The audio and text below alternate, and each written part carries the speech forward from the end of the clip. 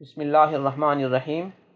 عزیز طلباء و طالبات، اللہ رب العزت نے اپنی کتاب نبی اکرم صلی اللہ علیہ وسلم پر نازل کی اور آپ کو اس کے منصب تبیین و تشریح پر فائز کیا۔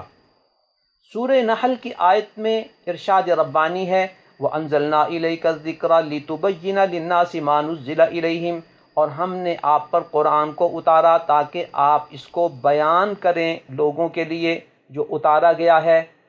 گویا اس کو بیان کرنا، اس کی تبیین، اس کی تشریح نبی اکرم صلی اللہ علیہ وسلم کے سپرد کی گئی۔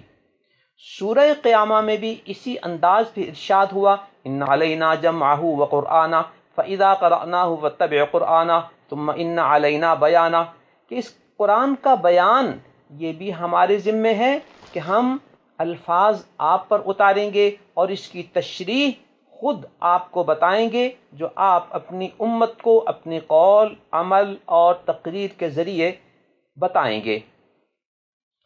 عزیز طلباء و طالبات، یہی وجہ ہے کہ اگر تاریخ میں کسی بھی طبقے نے گمراہی پھیلانے کی کوشش کی ہے تو اس نے قرآن و سنت، قرآن و حدیث کو علیحدہ علیحدہ کرنے کی کوشش کی اور احادیث شریفہ کو قرآن سے کاٹنے کی کوشش کی اور احادیث شریفہ کو بے اثر کرنے کی کوشش کی اور اس کے انکار کرنے کی کوشش کی۔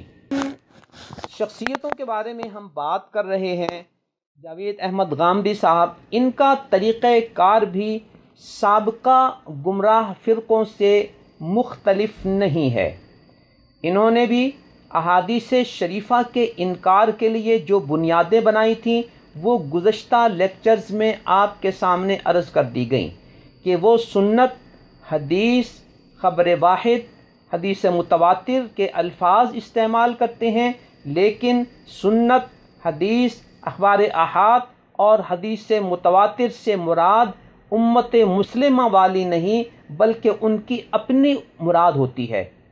سنت دین ابراہیمی کی روایت ہے اور حدیث سے مراد وہ جو خبر واحد ہوتی ہے اور خبر واحد سے مراد وہ جو حدیث ہوتی ہے، وہ خبر واحد ہی حدیث ہے، جبکہ خبر واحد تو حدیث کی اقسام میں سے قسم ہے۔ اور حدیث متواتر جس کے نقل کرنے والے اتنے زیادہ لوگ ہوں کہ ان کا اتفاق علی الکذب ناممکن ہو، تو یہ محدثین کی حدیث متواتر کے بارے میں بھی وہ اپنی مراد متعین کرتے ہیں کہ یہ تو اخبار احاد کا مجموعہ ہے، اس کی سند، میرے نزدیک اس کی مراد کچھ اور ہے۔ تو یوں انہوں نے یہ بنیادیں بنائیں۔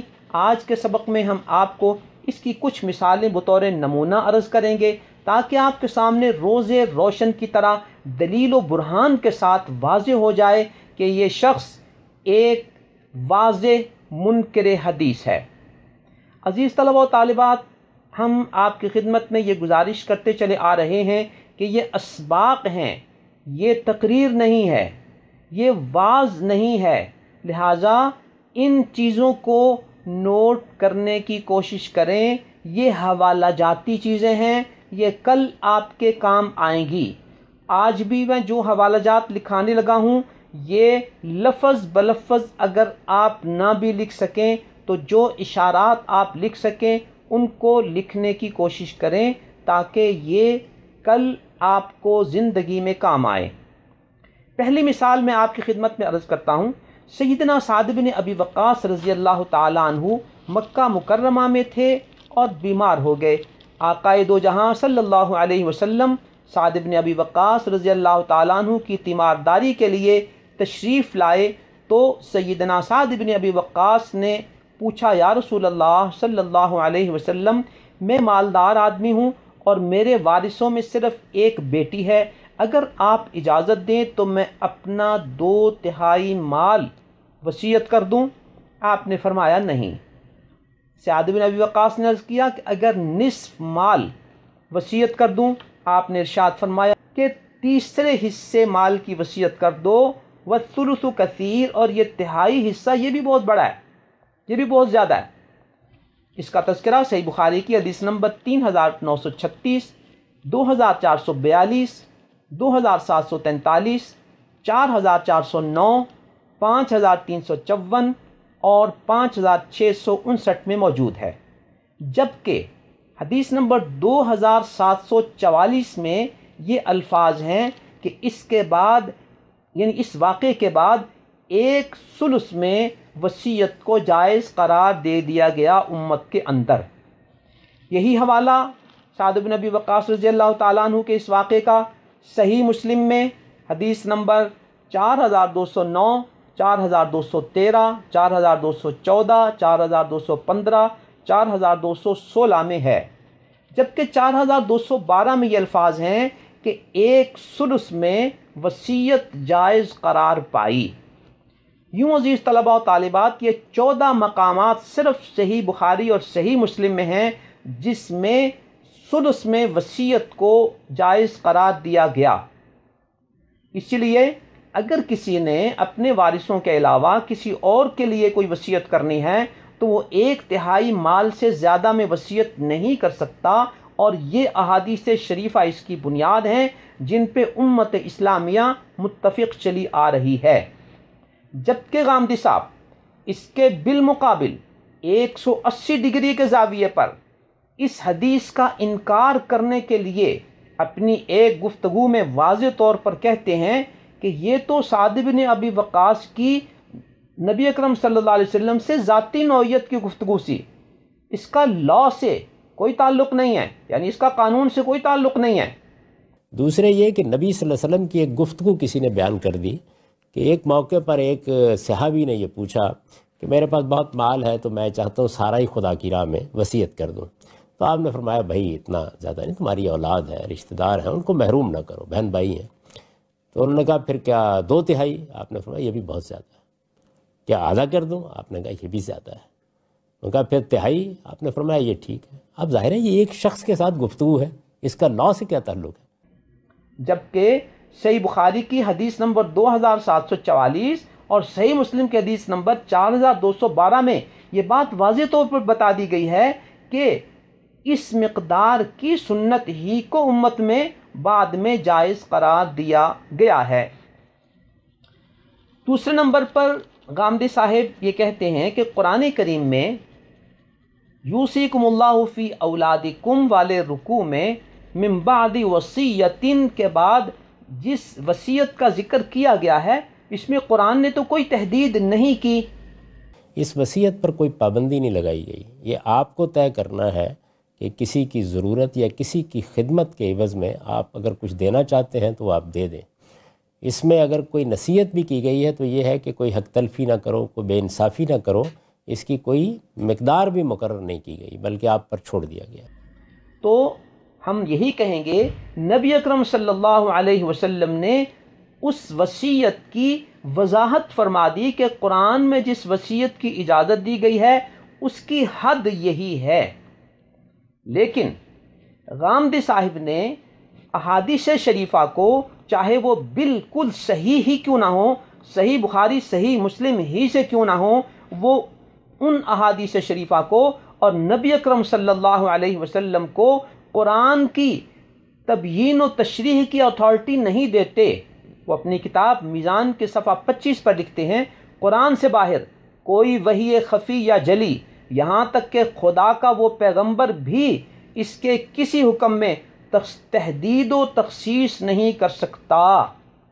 گویا قرآن میں وصیت مطلق ہے، وہ وصیت مطلق ہی رہے گی۔ نبی اکرم صلی اللہ علیہ وسلم کے پاس بھی اتھارٹی نہیں ہے کہ وہ اس کی وضاحت کر سکیں کہ یہاں وصیت سے مراد صرف 1/3 ہے۔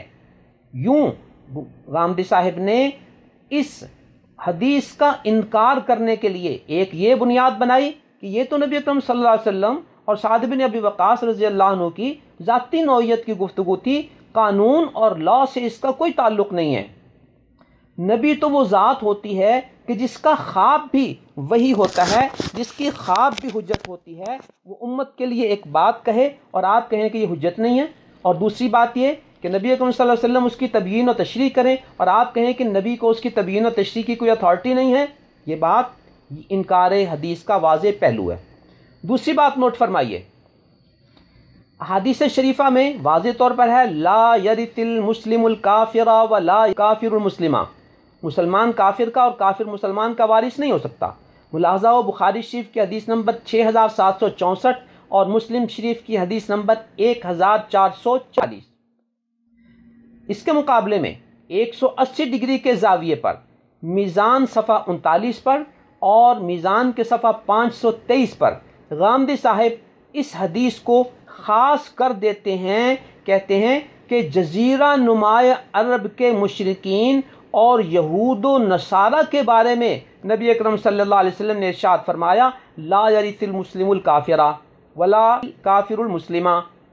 تو گویا یہ حکم جو نبی اکرم صلی اللہ علیہ وسلم کی رسالت و نبوت کے حوالے سے قیامت تک کی انسانیت اور مسلمانوں کے لیے ہے، اس کے بارے میں انہوں نے خود تخصیص کر دی کہ یہ صرف اور صرف جزیرہ نمایاں عرب کے مشرکین اور یہود و نصارہ کے بارے میں تھا۔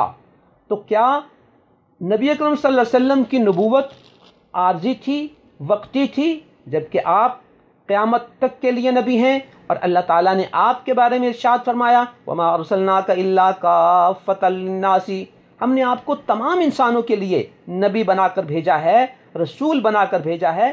آپ صرف جزیرہ نمایاں عرب کے لوگوں کے لیے رسول اور نبی نہیں ہیں، اور آپ کی قیامت، آپ کی رسالت بھی تا قیامت ہے، تو آپ کے احکام بھی تا قیامت رہیں گے۔ لہٰذا غامدی صاحب نے اس حکم کا انکار کرنے کے لیے اپنے پاس سے اس کی تخصیص کر دی جزیرہ نمایاں عرب کے مشرکین اور یہود و نصارہ کے ساتھ۔ یہاں ہم آپ بڑے واضح طور پر یہ سوال کر سکتے ہیں کہ جناب غامدی صاحب، آپ تو اللہ کے نبی کو بھی یہ اتھارٹی نہیں دیتے کہ وہ قرآن کے کسی حکم کی تحدید و تخصیص کر سکے۔ آپ کون ہوتے ہیں جو نبی کے حکم عمومی میں جو قیامت تک کے لیے ہے، جو ساری امت کے لیے ہے، اس میں تخصیص کرنے والے آپ کون ہوتے ہیں کہ جو یہ کہیں کہ جزیرہ نمایاں عرب کے مشرکین اور یہود و نصارہ کے بارے میں ہے؟ آپ کی کیا اتھارٹی ہے؟ اللہ نے ہمارے نبی کو عالمی نبی بنایا، اللہ نے ہمارے نبی کو تا قیامت نبی بنایا۔ نبی کے ارشادات قیامت تک کے لیے ہیں، نبی کے ارشادات پوری امت مسلمہ کے لیے ہیں۔ آپ 15ویں صدی میں کون ہوتے ہیں یہ کہنے والے کہ یہ حکم جزیرہ نمایاں عرب کے مشرکین اور یہود و نصارہ کے ساتھ ہے، خاص ہے؟ کیا آپ اپنی اس تخصیص پر کوئی قرآن و سنت کی دلیل پیش کر سکتے ہیں؟ کیا آپ بتا سکتے ہیں کہ آپ کی کیا اتھارٹی ہے کہ آپ نبی کے حکم کی میں تخصیص کر سکیں؟